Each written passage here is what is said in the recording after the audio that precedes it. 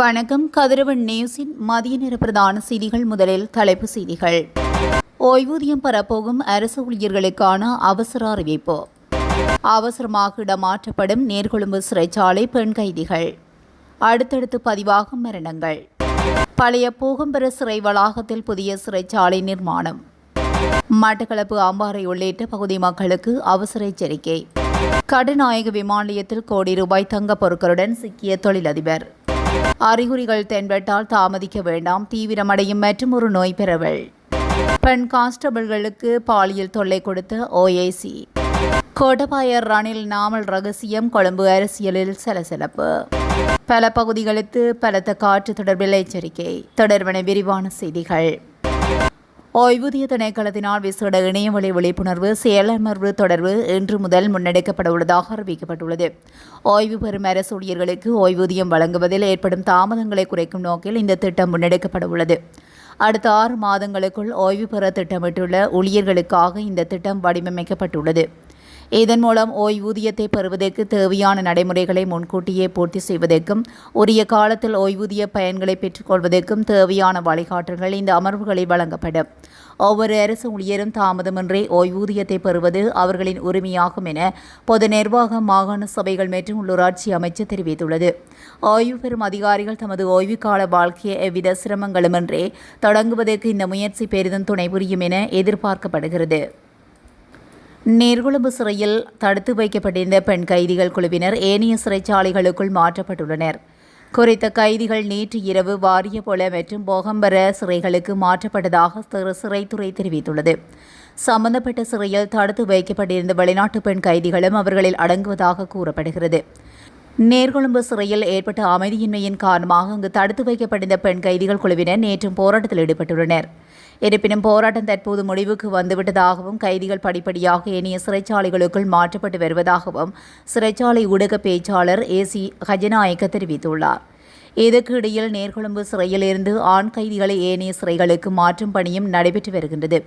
சிறைகளில் உள்ள வசதிகளை ஆய்வு செய்த பின்னரே இந்த இடமாற்றம் மேற்கொள்ளப்படுவதாக சிறைத்துறை தெரிவித்துள்ளது.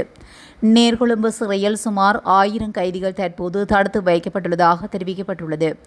இதற்கிடையில் அங்குண பலபலச பூசை மற்றும் வெளிக்கடை சிறைகளில் 3 கைதிகள் உயிரிழந்தமை குறித்தும் போலீசார் விசாரணையை தொடங்கியுள்ளனர். சம்பந்தப்பட்ட சிறைகளுக்கு சொந்தமான போலீஸ் நிலையங்களால் விசாரணைகள் தொடங்கப்படும் என போலீஸ் ஊடக பிரிவு தெரிவித்துள்ளது. சமீபத்தில் நீர்கொழும்பு சிறைகளிலிருந்து அங்குணுபல பெலச மற்றும் பூஷா சிறைகளுக்கு மாற்றப்பட்ட 2 கைதிகள் திடீர் உடல் நலக்குறைவு காரணமாக மருத்துவமனையில் அனுமதிக்கப்பட்ட பின்னர் உயிரிழந்தனர். மேலும் வெலிக்கடை சிறையில் கைதி ஒருவர் தற்கொலை செய்து கொண்டதாகவும் தெரிவிக்கப்பட்டுள்ளது. இந்த மரணங்கள் குறித்து போலீஸ் நிலையங்களுக்கு தகவல் தெரிவிக்கப்பட்டுள்ளதாகவும் இத்தொடர்பாக விசாரணைகள் தொடங்கப்படும் என்றும் போலீசார் தெரிவித்துள்ளது. பழைய போகம்பர சிறைச்சாலை வளாகத்தில் புதிய சிறைச்சாலை ஒன்றை நிறுவுவதற்கான வர்த்தமானி அறிவித்தல் ஒன்று வெளியாகியுள்ளது. நீதி மற்றும் தேசிய ஒருமைப்பாட்டு அமைச்சர் கர்சன நாணயக்கார நேற்றைய தினம் குறித்த விசேட வர்த்தமானி அறிவித்தலை வெளியிட்டுள்ளார். சிறைச்சாலைகள் அவசர சட்டத்தின் பிரிவு 2 படி சிறைச்சாலைகள் அவசர சட்டத்தின் பணிகளுக்காக அமைச்சருக்கு வழங்கப்பட்டுள்ள அதிகாரிகளுக்கு இணங்க இந்த முடிவு எடுக்கப்பட்டுள்ளது. இலங்கையின் மிக பழமையான சிறைச்சாலைகளில் ஒன்றான போகம்பர சிறைச்சாலை கடந்த சில வருடங்களுக்கு முன்னர் பயன்பாட்டிலிருந்து கைவிடப்பட்ட தொல்பொருள் திணைக்களத்திடம் ஒப்படைக்கப்பட்டிருந்தது. தற்போது குறித்த சிறைச்சாலையின் பழைய கட்டிடங்கள் தொல்பொருள் திணைக்களத்தின் வசம் இருக்க புதிய மற்றும் தற்காலிக கட்டிடங்கள் மூலம் அங்கு புதிய சிறைச்சாலை ஒன்றை நிர்மாணிக்க நடவடிக்கை எடுக்கப்பட்டுள்ளது. மட்டக்களப்பு அம்பாறை மற்றும் மொனராகலை ஆகிய மாவட்டங்களின் சில பகுதிகளில் இன்று மனித உடலால் உணரப்படும் வெப்பநிலை எச்சரிக்கை மட்டத்தை எட்டக்கூடும் என வளிமண்டலவியல் திணைக்களம் எதிர்வு கூறியுள்ளது. எனவே இன்றைய தினம் பொதுமக்கள் அவதானத்துடன் செயல்படுமாறு அறிவுறுத்தல் வழங்கப்பட்டுள்ளது. அதற்கு அமைவாக திறந்த வெளிகளில் பணிபுரிபவர்கள் அடிக்கடி போதுமான அளவு நீரை பருகுமாறும் நிழலான இடங்களில் ஓய்வெடுக்குமாறும் ஆலோசனை வழங்கப்பட்டுள்ளது. அத்துடன் வீட்டில் உள்ள முதியவர்கள் மற்றும் நோயாளிகளின் உடல்நிலை குறித்தும் அதிக கவனம் செலுத்த வேண்டும் என்று சுட்டிக்காட்டப்பட்டுள்ளது. அதே நேரம் சிறுவர்களை வாகனங்களுக்குள் தனியாக விட்டு செல்ல வேண்டாம் என்றும் வெயிலில் அதிக சிரமத்தை கொடுக்கும் வேலைகளை தவிர்க்க வேண்டும் என்றும் பொதுமக்கள் அறிவுறுத்தப்பட்டுள்ளனர். மேலும் இந்த காலப்பகுதியில் வெளியே செல்லும்போது வெள்ளை அல்லது மென்மையான நிறத்திலான பருத்தி ஆடைகளை அணிவது சிறந்தது போன்ற ஆலோசனைகள் முன்வைக்கப்பட்டுள்ளன.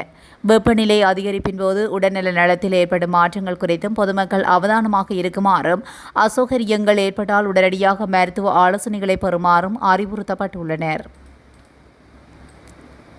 கடுநாயக விமானத்தில் 1 கோடி ரூபாய் பெறுமதியான தங்கப் பொருட்களுடன் ஒருவர் இன்று காலை கைது செய்யப்பட்டுள்ளார். சட்டவிரோதமாக அனுமதியின்றி தங்கத்தை நாட்டுக்குள் கொண்டு வந்து சுங்கத்துறையிடம் அறிவிக்காமல் விமானத்திலிருந்து வெளியே எடுத்து செல்ல முற்பட்ட போதே கைது செய்யப்பட்டுள்ளார்.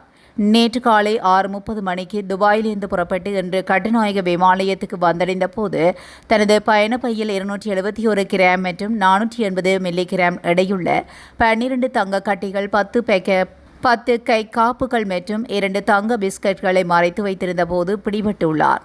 விமான நிலைய போலீஸ் போதைப் பொருள் தடுப்பு பிரிவின் அதிகாரிகள் குழுவினரால் இன்று கைது செய்யப்பட்டுள்ளார். மாத்தளையை சேர்ந்த 53 வயதுடைய தொழிலதிபரை இவ்வாறு கைது செய்யப்பட்டுள்ளார். இதனையடுத்து மேலதிக விசாரணைக்காக தங்கப் பொருட்கள் பறிமுதல் செய்யப்பட்டு பயணிக்கு அபராதம் விதிக்கப்பட்டுள்ளது. சமூகத்தில் தோல் நோய்களின் பரவல் தீவிரமாக அதிகரித்து வருவதாக தோல் நோய்கள் குறித்து அதிக விழிப்புடன் இருக்குமாறும் எச்சரிக்கை விடுக்கப்பட்டுள்ளது. தற்போதைய சூழ்நிலையை கருத்தில் கொண்டு தோலில் மாற்றங்கள் அறிகுறிகள் தென்பட்டால் தாமதமின்றி உரிய வைத்திய ஆலோசனையை பெறுமாறும் வைத்தியர்கள் வலியுறுத்துகின்றனர்.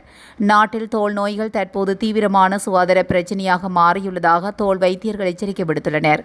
கடந்த சில நாட்களாக தோல் நோய்களுக்கான சிகிச்சைக்காக வைத்தியசாலைகளுக்கு வரும் நோயாளிகளின் எண்ணிக்கை அதிகரித்து வருவதாக தோல் நோய் வைத்தியர் நயானி மதுரசிங்க தெரிவித்துள்ளார். எனவே சுகாதார மேம்பாட்டு பணியகத்தில் நடைபெற்ற ஊடக சந்திப்பிலே பங்கேற்ற போதே அவர் இவ்வாறு தெரிவித்துள்ளார். எனவே வேகமாக பரவிவரும் இந்த தோல் நோய்கள் தொடர்பில் பொதுமக்கள் அவதானத்துடன் இருக்குமாறு அறிவுறுத்தப்பட்டுள்ளது. சக போலீஸ் கான்ஸ்டபிள் ஒருவருக்கு பாலியல் தொல்லை கொடுத்தமை மற்றும் அநாகரிகமான பாலியல் செயலில் ஈடுபட முயன்ற குற்றச்சாட்டுகளின் பேரில் பிளட் சிங்கள போலீஸ் நிலையத்தின் பொறுப்பதிகாரி கைது செய்யப்பட்டு மத்துகம நீதவான் நீதிமன்றத்தில் முன்னிலைப்படுத்தப்பட்டுள்ளார். சந்தேக நபரை இம்மாதம் 15ஆம் தேதி வரை விளக்கமறியல் வைக்குமாறு மத்துகம மேலதிக நீதவான் புத்திக மெல்வத்த உத்தரவிட்டார். நீதிமன்றத்தில் சமர்ப்பிக்கப்பட்ட தகவல்களின்படி சம்பவம் நடந்த தினத்தன்று போலீஸ் நிலையத்தில் கடமையில் இருந்த கான்ஸ்டபிளுக்கு பொறுப்பதிகாரி தனது உத்தியோகபூர்வ இல்லத்துக்கு வருமாறு தொலைபேசி மூலம் அழைப்பு விடுத்துள்ளார். ஒரு அவசர பணியின் நிமித்தமே தன்னை அழைப்பதாக கருதிய அந்த போலீஸ் கான்ஸ்டபிள் பொறுப்பதிகாரியின் இல்லத்துக்கு சென்றுள்ளார். அங்கு சென்றபோதே பொறுப்பதிகாரி தனக்கு குறித்த பாலியல் தொல்லைகளை கொடுத்ததாக பாதிக்கப்பட்ட போலீஸ் அதிகாரி முறைப்பாட்டை தெரிவித்துள்ளார். மேலும் குறித்த போலீஸ் அதிகாரியின் முறைப்பாட்டின் அடிப்படையில் போலீஸ் திணைக்களத்தின் விசேட விசாரணை பிரிவினர் இது தொடர்பாக மேலதிக விசாரணைகளை முன்னெடுத்துள்ளனர். கொழும்பில் அண்மையில் நடைபெற்ற திருமண வரவேற்பு வைபவத்தில் முன்னாள் ஜனாதிபதிகளான கோட்டபாய ராஜபக்ச, ரணில் விக்ரமசிங்கே மற்றும் ஸ்ரீலங்கா பொதுஜன பெரமுனவின் பாராளுமன்ற உறுப்பினர் நாமல் ராஜபக்ச ஆகியோர் தனியாக கூடி பேசிய சம்பவம் கொழும்பு அரசியலில் சலசலப்பை ஏற்படுத்தியுள்ளது.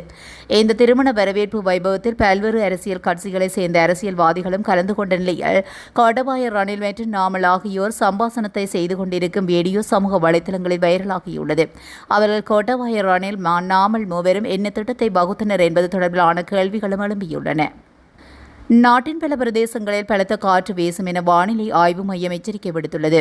இந்த எச்சரிக்கை இன்று காலை 11 மணி முதல் நாளை காலை 11 மணி வரை செல்லுபடியாகும்.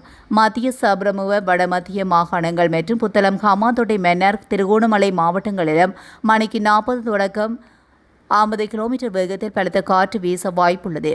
இதற்கிடையில் ஹம்பாந்தோட்டை முதல் பொத்துவில் வரையிலான கடலோர பகுதிகளில் காற்றின் வேகம் அவ்வப்போது மணிக்கு 50 முதல் 60 கிலோமீட்டர் வரை அதிகரிக்கும் என வானிலை ஆய்வு மையம் அறிவித்துள்ளது.